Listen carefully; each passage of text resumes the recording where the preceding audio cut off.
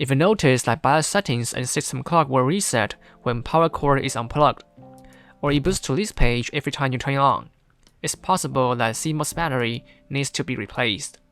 The CMOS battery is a small, cone-shaped battery that usually locates at the edge of your motherboard. Replacing the CMOS battery is not that hard. First, power off your PC and locate CMOS battery. Sometimes you might need to remove M.2 heatsink or discrete graphics cards to find it. Once you have identified the battery, gently push down on the clip to release it. You can also use a small flathead screwdriver to help release the clip. After removing the battery from its socket, take note of the battery type.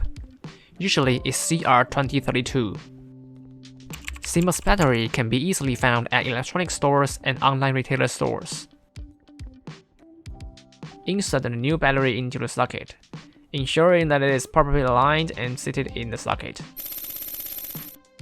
It's possible that some motherboards change the location of CMOS battery to a rather hidden place, such as underneath rear I/O heatsink.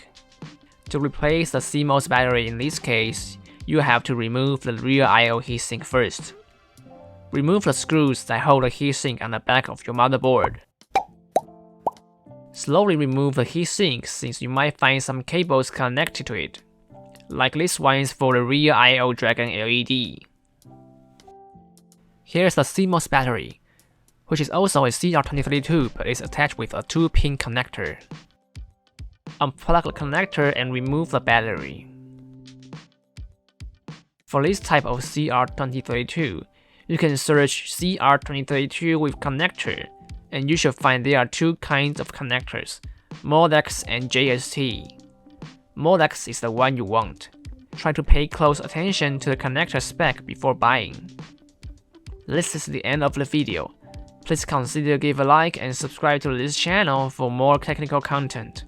Until next time, bye!